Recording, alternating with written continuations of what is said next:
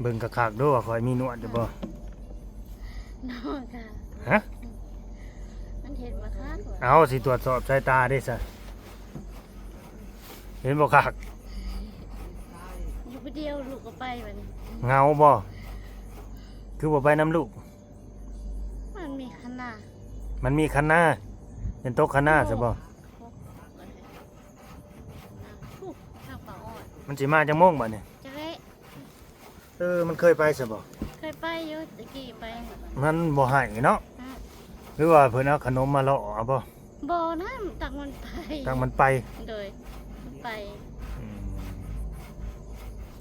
มันก็ไปลิ้นเด้ ถ้าเกิดมันไปนอนอยู่ผู้เลยเฮ็ดได้ซะบัดนี้ ถูก หึ มันมานอนเนาะ บ่นอนบ่ โดย บ่เคยนอนเนาะ มันอยู่อันนี้แม่ บัดเมื่อนี่เขาเมื่อผู้เลยบ่ จังหวะแม่เนี่ยมันคน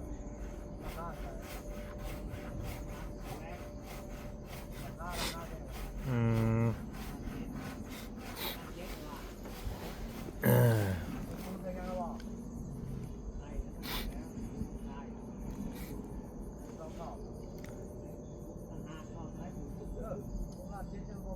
อ๋อติดแล้วบ่ เงินลายผม ฮะ ตอนไม่ยังเป็นคนนั้นบ่น้องใช้เงินลายเราโทรมาว่าน้องโทรมาว่าค่อยบ่ได้ไปหาที่เจ้าเลยเด้อเงินค่อยเบิดใจละ อ่า มันส่งแชทไปแล้ว จังไรตอนเป็นคนบอกกันเบิดเงินหลายบัดตอนมาอยู่จะว่าบอกบ่ได้เงินคืนมาจักมัน จังได๋ อ่าบอกผัวเจ้าว่าให้วิวบ่าวลาวคนเบิ่งหลายๆเด้อสิงเอ้ยว่าสิให้คนเบิ่งคนชมหลายๆเด้อว่าสิให้วิวปังๆเด้อว่าสิเพิ่นมาซอยเรือข่อยกับลูกได้ว่าสิ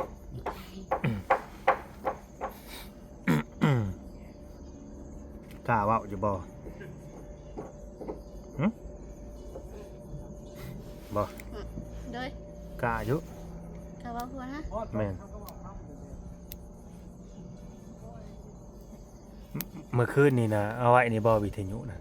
บ่ ถือมานำหรือว่าไปฝากไว้ บ่เอาใส่โทรเหี่ยวมือ โอ้ บ่บาก ลางคืนก็เปิดฟังบ่ บ่บ่ได้พัง อืม ที่น้องรถมาแล้วก็เหมาะ ได้ฟังเพลงแล้วบ่ ได้พังเลย ได้ฟังจากเพลงเลย หาก็เปิดได้เพลงเดียวเมื่อกี้นี่ จะมักฟังเพลงหยัง เพลงอะนะ เพลงหยัง เพลงตุ๊กตากับเพลงอย่าชาวพุทธไทย ร้องมึงดูหาร้องมึงดูหา บ่ได้ จื้อบ่จื้อบ่ บ่จื้อ เออ แล้วบ่มองใดฮะ เดี๋ยวจะมาบ่จื้อพี่ปานาว่าผู้ใหญ่ใจดีแหละเพิ่นฝากมาบอกว่าต้องให้สาววันเนี่ยอ่าต้องเข้มงวดกับลูกนะ บอกลูกสอนลูกแล้วว่ะ เลย ต้องให้เอาตัวรอดแล้วว่ะต้องให้รู้จักช่วยเหลือตัวเอง ได้ว่านี่มันขอบใจชบุญ หึ มันเฮ็ดเลยว่านี่ว่าขอบใจ เมื่อวานบ่เฮ็ด แม่บุญนี่ บ่กับข่อยคือบ่กล้าเฮ็ดซะ มันเฮ็ด มันยังอายบ่หรือมันยังย่าน อันอย่างที่ อืมมันยังย่าน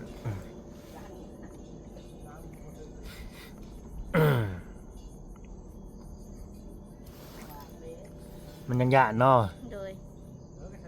อย่างยาก เออ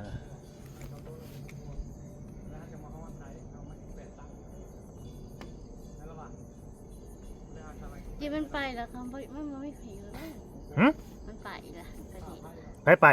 ทีละเรื่อง เออ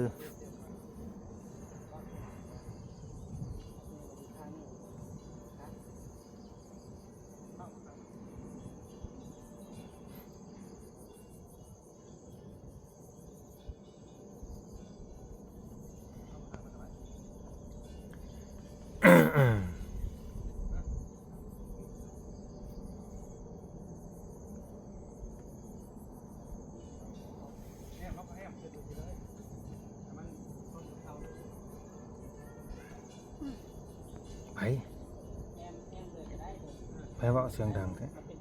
พี่มันมีทั้งนี้มันมีทั้งป่าดิ พี่ทำการเฮ็ด ใช่ มาแล้ว สายไฟเจ้าเหย้าอีหลีเนาะต่อมาแต่พูด แค่หนึ่งพอดี ครบกับอันนี้เด้อปากครบกับอันนี้เด้อ เขาเฮ็ดอี อืม ปาก ข้างนอกเลย กับตัวนี้เด้อ อืม ไปเข้าก็ได้ เช้าเขาก็ใช้เขาก็ตีคือกันเนี่ยมีแต่มึงปาก มาแล้วมาแล้ว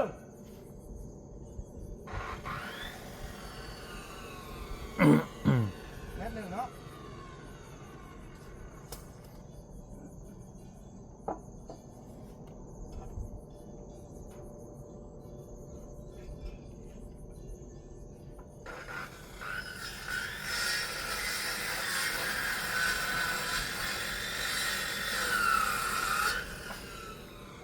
โอ้ยตัดไม้จะไปจากขา มันบ่อยากถึงบ่ ไอ้บุทึง จะดึงขึ้น10 เซนปาก มันเนี่ยมันไกลเนาะ ไก่ชายน้อยเนี่ย อืม ไข่อ่อนเนาะเลยเข้าไปเอ๊ะ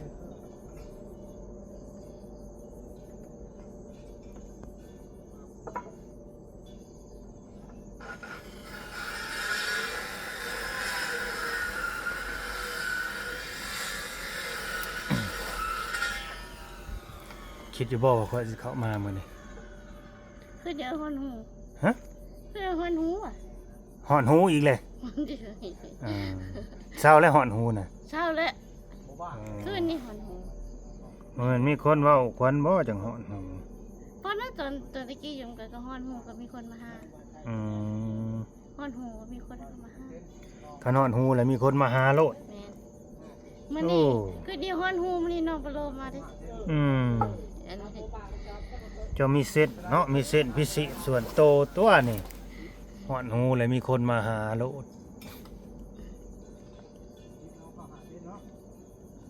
เก่งเก่งเก่งเก่ง ฮอนหูมิงยาวไปเลยนี่มีวันละเพิ่น อืม เอาครับแล้วเพิ่นมาหาเข้ามาเลยเขาแม่นเลย บ่แม่นนอนทับหูเจ้าของบ่ บอกเลยครับเอาไปนี่เนาะฮอนหู อืม ฮอนหูมีคนมาหา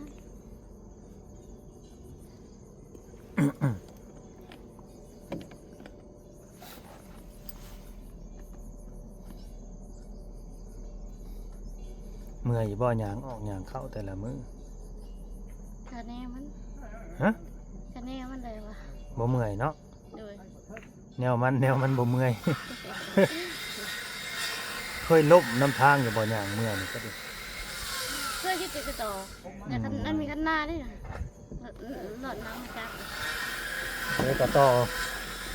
มันลงคุมกันให้หน้าเจ้า อืม มันมีหลอดให้หน้าแต่เก่าพุ่นละโค้ง แก่ โค้งเวลาเฮียนเท่าไหร่ อืม ป้าสมพอใจเขามาโขกไม้ไปได้ คือบ่ไปน้ำแบบบ่ได้เมื่อ อืม เข้าไปหลอดน้ำเจ้าเข้า ปั้นเต่าเลยไอ้ยังบ่เต็มตา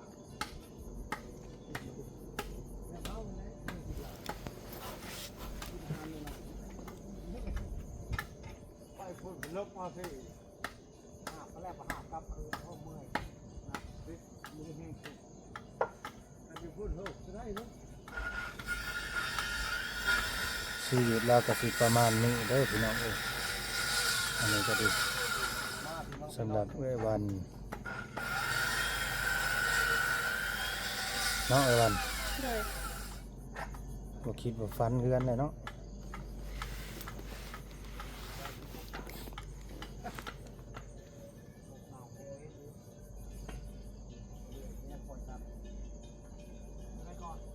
อันนี้สิถามเจ้าเด้อเรือนหลังนี่หลังใหม่แล้วแหละมากบ่หลังนี่มากบ่ จักบ่ขึ้นได้มาก บ่แล้วเจ้าอยากให้มากอยู่บ่เจ้าบ่ย่านบ่คันบ่มาก อันฮะ แม่น มากเลย เพราะว่าผัวเจะเคยอยู่ได้ แล้วก็สิเที่ยววนเวียนมาอยู่นี่แหละ เอาไว้ตีทหารตั้งอยู่ว่าเสาฮะ โอ้ย ต้องมาพี่ มันบ่มาดอก บ่มาบ่ มันบ่มา มันบ่มา มันบอกว่าแล้วไปแล้ว เออ มันไปเกิดไปทานไปนั่นแล้วเว้ย ไปเกิดอยู่ไส ไปเกิดอยู่ไส สวรรค์พุ่นเลย เกิดอยู่สวรรค์ บ่มา เอาคน บ่มามันมากับบ่ มันก็เนาะคนมันเคยอยู่เด้สมันก็ เพราะว่ามีโซลาร์เซลล์เฮาก็นี่ติดไว้บนคืนเปิดไว้เลย โอ้ยมาเปิดพี่ช้างอยู่นี่ถ้ามีไฟก็ไปเปิดจะอยู่เฮือนพุ่นแหล้ว เปิดไว้เห็ดไว้ได้เห็ดอยู่กินไปเห็ดอยู่นี่เด้ เฮ้ยยังจะได้ว่างไหมประตูตัวนั้น มันจะมาเปิดได้ไหม ย่านได้ เห็ดกินหนึ่งเขาหนึ่งน้ำนั่น ยากได้ป่ะ ก็ย่านคือเก่าแล้วแบบย่านปืนไฟเด้มันแบบว่าขมอดบ่สนงสนิทพอดีสิไหม้พื้นไหม้หยังสิมาเฮ็ดกินอยู่เทิงมาดังไฟอยู่เทิงเฮือนนี่ย่านได้ก็อันนั้นดังนี่ดังอยู่ตารางพุ่น เต่าเฮาเองก็มี อืม เต่า อย่าปากเด้อผู้ได้มาน่ะรถจักรไผมาน่ะ มันบ่เอ็นที่รู้จักไปสิ ว้าวไป แม่น แม่นใช่บ่ แม่นน้องว่าชื่อน้องบ่เอ็นที่มาหา แม่นบ่ แม่น เบาแอนเนี่ยใส่เบาแอนไปไทยพอแห้งเลย ไปเลย โอ้ยเบาแอนไปไทยเลยได้ไปทำงานกรุงเทพเลย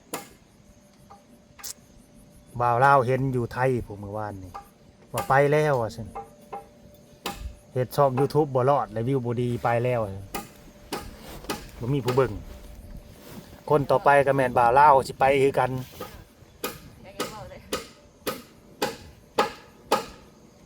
บ่าวแอนบ่จักมาเพิ่นว่าฟังเสียงรถนี่เด้นี่ยืนอยู่ข้างหน้านี่ไผนี่เบิ่งคักๆดูเบิ่งดูว่าแม่นไผย่างเข้าไปใกล้ๆประมาณนี้เอาเห็นบ่เอาเบิ่งดูไผเบิ่ง เบิ่งก็บ่เห็น บ่เห็น เลย เบิ่งไหม โดยสบายดี เอาพาแต่เว้าพาแต่ออกเสียงกำลังสิให้เบิ่งใหม่อยู่ ไม่เห็นเปล่า บ่เอ็นนะ เราไปไทยแล้ว ว่ายังอยู่ สบายดีนะพี่ สวัสดีในใช้ของฝากน่ะ โอ้ยยี่ได้เพียงได้ไปกันเลย เร็ว เจ้าเห็นก่อนไปไทยบ่ ไปฮอดต่างประเทศ เอ็นไปไทย แล้วต่างประเทศบ่มีของฝากเนาะไอ้วัน โดย เอ้ย ไปซอยเวียกเพิ่นซื่อๆนะ สวยเวียกใช่น่ะ อยู่ต่างประเทศไปแล้ว ปาด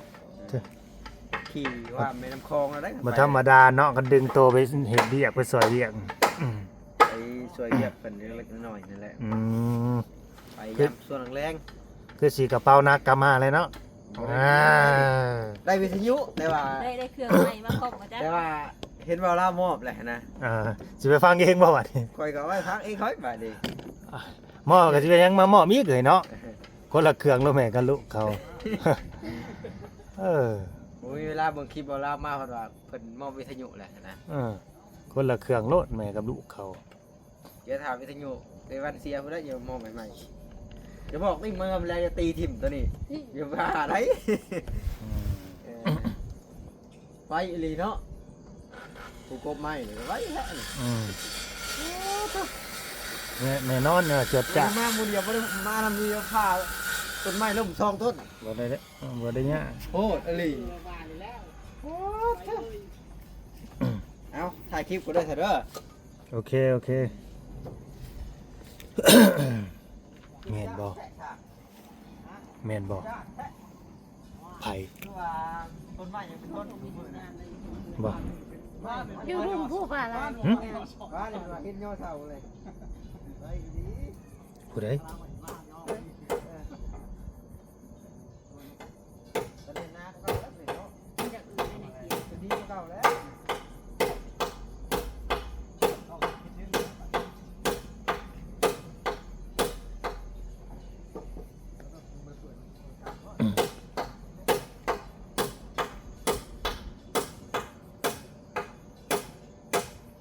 สิลองถามเพิ่น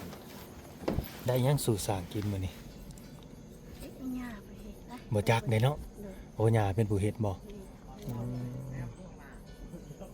ย่าแกงหน่อไม้บ่แกงแล้วเพิ่นนั้น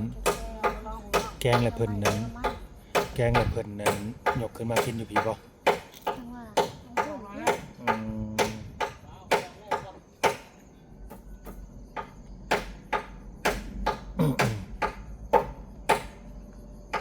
บ่มีไก่แท้คั่วกินไก่กินเพิ่นได้ บ่เหลือจักโตเลยบ่ บ่เหลือเนี่ยก็ค่าไก่ ตอนน่ะ มันแพงไป ตอนน่ะเลี้ยงฮอนหมาผู้ใดเนาะ โดย ไปทางใดสมาน่ะ เมื่อเลย เมื่อใส่ เมืองเวียดเลย เมื่อเมืองเวียดเบิด แม่นเมืองเวียดหมดเล เอย มันบ่คูณ มันไกล มันบ่คูณเนาะ มันบ่คูณครับ อืม ลงไปหาสัญญาณเบิ่งดูลูกเจ้านะ มึงลมผูกอ่ะ ได้ได้นี่โอ้คิดชั่วโมงหนึงแล้วยังบ่ได้ อืมเมื่อวานกินฮอดลูกว่าซั่นเหงาเลยว่าลูกบ่อยู่บ่มีผู้ปากนำบ่ใครแต่มีวิทยุเนาะ โดย ใครจะมีวิทยุฟัง ครบเลยบ่มื้อน่ะบ่ได้ครบ มันบ่มีแต่ในเทิงมันเห็น จองนี่ครบจองครบมื้อนึง อืม ผ้าเขาสวยต้องเอาผ้าทั้งมื้อคือกันเอาแบบเต็มที่ใครก็จะมาได้เอามาจิก เมื่อวานมันนอนเว้นมันบ่ได้เว้าหยังสู่ฟังอีกบ่ บ่ได้ว่าไม่ตื่นออกมากับมือ พ่อบ่ได้มาหาอีกบ่เมื่อวาน โดย พ่อบ่ได้หยอกมันอีกบ่ น้อยเลยนะ บ่เยอะเลยเดี๋ยวนี้ เช้าหยอกแล้วบ่ เช้าเลยไป ไปแล้วบ่จังเนาะ วิ่งเข้าไปแล้ว สงสัยแบบหายห่วงแล้วบ่เป็นห่วงแล้วบ่จังเนาะอืมเช้าเป็นห่วงแล้วเด้อนี่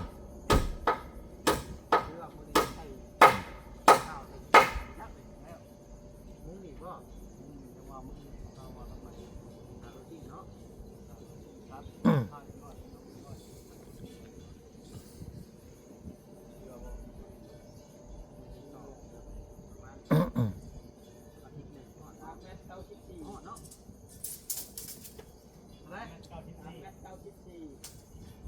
ครบแล้วเรียบร้อยเลยลงใส่เครื่องแล้วกดช็อตรายการ เอาเลยเว้าได้ไหมเมื่อวาน ว่าได้อีก เว้าหยังก็เว้าว่าร้องเพลงให้ฟังหน่อยว่าจักเพลง มันบ่ได้ บ่ได้ดิจะมัก มัน ฟัง ก็ได้ก็เปิดเพลงเดียวนี่ เปิดเพลงเดียว น้องมาแล้วก็หมดหมด ฟังเพลงลาวหรือเพลงไทย แล้ว โอ้ฟังเพลงลาวบ่ เพลงไทยบ่ได้ โอ้ฟังเพลงไทยบ่ได้บ่มีขึ้น ต้องหาสายไฟมาปลูกไป แม่มันไม่ขึ้นครับ แกต้องต่อสายไฟเนาะ เลย ต่อสายไฟสายโคมน้อยๆแน่ๆ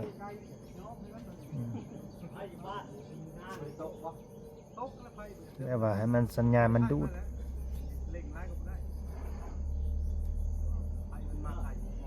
บางคนก็ดีใจน้ำเนาะแต่บางคนก็เป็นห่วงว่าอยู่ผู้เดียวอยู่ไกลพี่น้องบอกไกลดอกพี่น้อง ถ่ายท่ากันแค่นี้กับบ้านกับมันกับหม้อนี่ เจ้านะเวลาอย่างเมื่อบ้านเนาะ แม่นี่ก็นำก็เปิดชีขึ้นมาอ้าวนี่ ได้สร้างเพิ่นก็ว่าอยู่ว่าคันว่ามื้อใดอยากเมื่อนอนบ้านก็เมื่อนอนเพิ่นว่ามื้อใดแบบคิดว่าเฮาบ่สบายในตนในตัวแล้วก็เมื่อนอนอยู่บ้าน ก็จะเป็นอย่างนั้น อืม เราเคยเป็นไข่นี่ก็ได้เป็นไข่ คันคิดย่านน่ะนะเวลาคิดย่านเมื่อนอนอยู่บ้านก็ได้ จะกินจะมีปัญญาเนาะ อยู่ในเฮือนเฮาบ่ต้องย่านหยังเนาะ มันไปเลย อืม วิ่งเข้าจี้หรือว่าคิดย่านผู้บ่าวมาหาบ่ มีดอกเว้ย คิดย่านอยู่บ่เรื่องผู้บ่ผู้บ่าว มีดอกมาเขาเอาเบิดเลย เขาเบิดเลย เขาบอกเอาเขาดอก เขาบ่าวเฮาดอกเนาะไปสิเมาเฮาไปเป็นภาระเนาะ แม่ มีอยู่ผู้หนึง เสียผู้เดียวเลย มีอยู่ผู้หนึงกันเจาะสิเอาลาวจะสิเอาบ่ จะดีอ่ะ ฮะ จะดีอ่ะ อ่า บอก บ่เอาบ่เป็นได้ได จะดีละ เป็นได้จังบ่เอาเรา มาทำเอา บ่มักสิเวลาแข็งแห้งเด้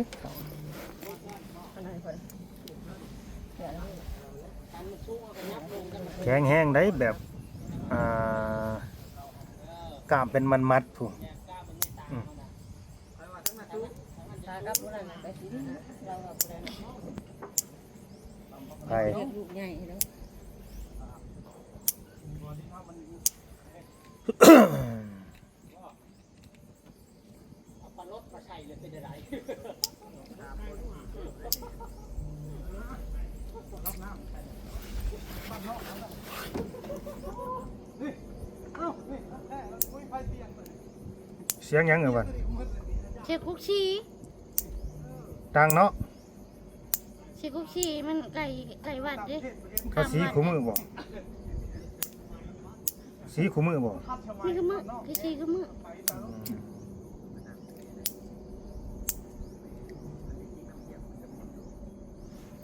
สีขาวคู่มือเนาะ เลยคุกชีไง เคยไปเห็นแล้วบ่ ก็ไปแล้วเธอเลย อืม น้องชายชิงหรือเปล่าฮะ หึ น้องสาวไอ้ชิงอ่ะ น้องสาว เด้อ ไม่ถูกชี้บอก มีข้างวัดนี่เด้ปะ น้องสาวแบบใดอันนี้ ชื่อหนึ่งชื่อนางเลยนางคุกชี น้องสาวแบบพ่อแม่เดียวกันนี่บอก นี่เดียวกันเลย เฮ้ยบ่แม่นดอก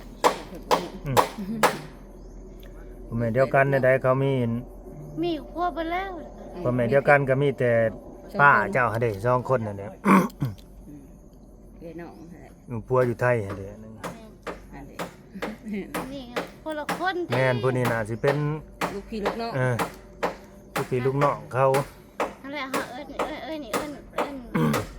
น้องชายไอ้ชิงอ่ะคุกชีเหรอวะ อืม ตะกี้เอารถนี่แหละเอาเข้าไปของหมอตะกี้จะเกิดจากเรื่อง แม่นบ่ แม่นรถใหญ่เลย ไปเกิดอยู่ไส ของหมอชนุ โอ้เนาะเซโน่พุ่นซะบ่ ฮอดเลย คนนึกว่าเกิดอยู่แถว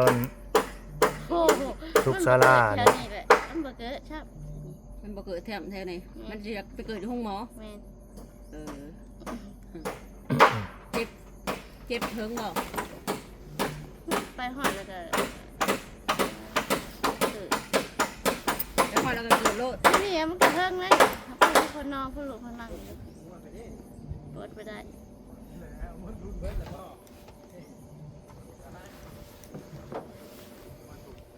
มีทางช่อง YouTube เพื่อแหละมาช่วย อืม เกิดไปเกิดนะ ไปช่องใดซื้อเนี่ยใด บ่าวพร บ่าวพร บ่าวพรในนอกนี่แหละโฮมไว้ อืม ให้เพิ่นให้เงินผู้ใหญ่ให้เงินไว้ว่าไว้ออกลูกนะเอาเงินไว้ก่อนนะ โฮมจัดการเบิด อืม บ่ได้อยู่ไผบ่ได้น้ำเย็นยาเย็นเอา อืม เป็นยังคืออยู่บ่ได้ ฮะ เป็นยังคืออยู่บ่ได้ อยู่บ่ได้ มันเป็นอะไร มันฮ้อนบ่หรือว่ามันอะไร ฮ้อน กินน้ำฮ้อนบ่ได้ย่างไฟบ่ได้ โดยจะกินยาเย็น อยู่ในจักมื้อ เย็นมื้อ 7 มื้อ เอาออก โอ้ยังอยู่ได้7ผู้ เข้าไปให้ บ่ ออก แม่นบ่ได้อยู่ในหอนย่างไฟบ่อยู่กำเย็นบ่จัก อยู่กันเย็นอยู่ไผก็ออกแล้วไผออกแล้วออกไปกลับกินยาเย็นต่อ ไฟบ่ได้ เลยบ่ใหม่ก็ได้นี่ต่างลายเลย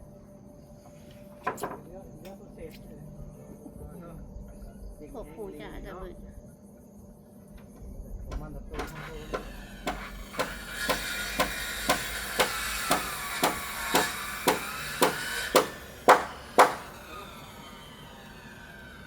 ถ้าผมพ่อไปทักลืมไหลไปไตไปทักมือลืมไหลไปไตไปทักมือ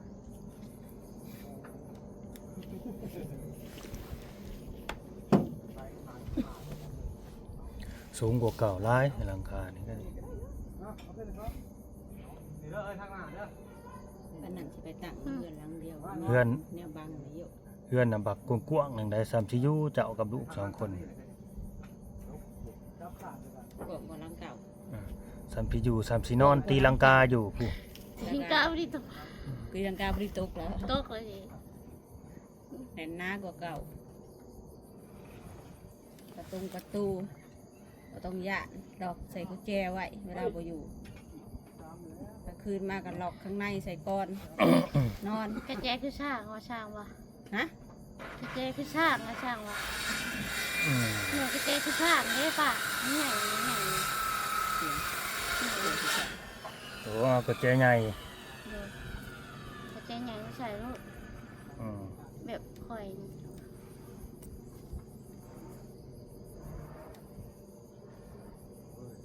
ไอ้สิมางัดตัดกลางคืนเวลาคนบ่อยู่นะเจ้ามียังอยู่ในหันใจญาติเขาน่ะตัดกลางคืนก็คือเจ้าหลอกใส่ก้อนผู้ใดบ่ได้เป็นหลอกบ่แม่นใส่หลอกใส่กุญแจได้ บอส หลอกใส่กุญแจหลอกเจ้าของไว้นะ ไปนู่นนะเข้าบ้านเด้ป่าถ้าไปหางมกินข้าวต้มได้ค่ะในเก่า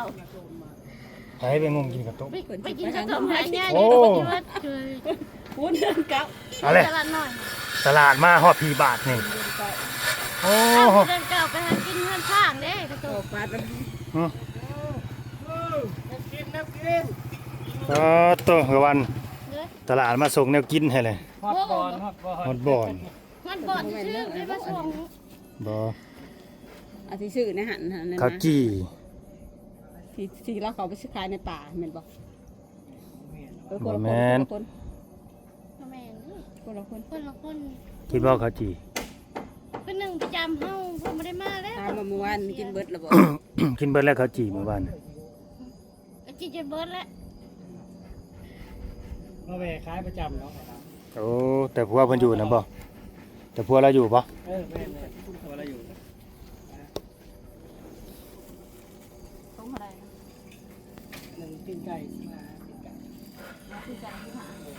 ข้าวจี้ใส่นมกินอยู่บ่บ่อยาก นี่ล่ะ อยากแต่ข้าวจี้ปาเต้ ก็เต อันเดปาเต้ก็มีอยู่ซั่นอันปาเต้เพิ่นดูฮะ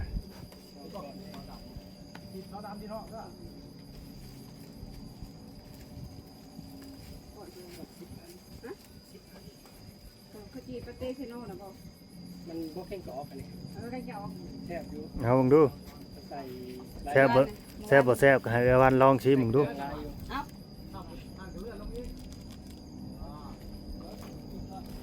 ชิมมึงดูฮะกัดโลด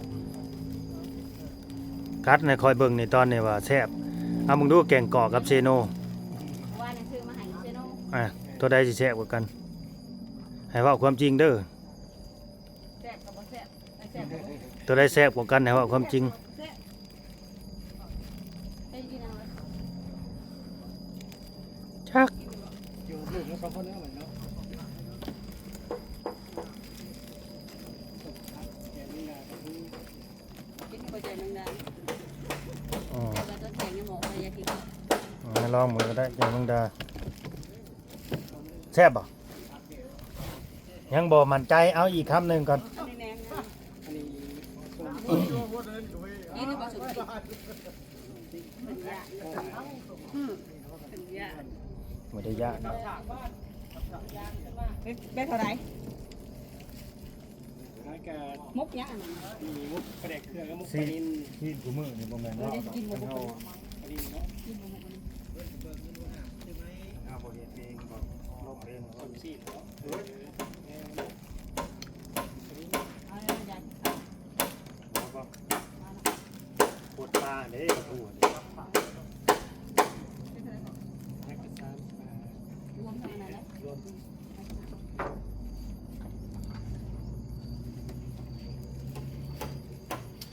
ไปตลาดเด้อสร้างเอ้ยตลาดแซ่บบ่นี่ จะกินเลยเงียบเลย ชัด เอาตัดสินใจได้แล้ว ตัวได้แซ่บกว่ากัน มาหาวาดที่แล้ว เมื่อวานนี่แซ่บ โดย จีเซโน่อันนี้ก็จีแกงกอก ปาเตแกงเกาะกับปาเตเซโน ใช้ดีเลยเห็นคออยู่บ้าน รู้จักอีกอยู่หันแซ่บอยู่นี่แซ่บ อ้าวมันจาง มันจาง เลย เออ มันเคยน้องชื่อมาวัน แกออกทงเงินยางหมัดอยู่นี่ ให้มันเด็ดเลย สิได้จบคลิปไว้ซ้ำนี่แหละพี่น้องขอบคุณ FC เด้อ ฝากกดไลค์กดแชร์กดติดตามเอาสำบายดีเอ้ยวัน โด สบาย ย ดี สบายดี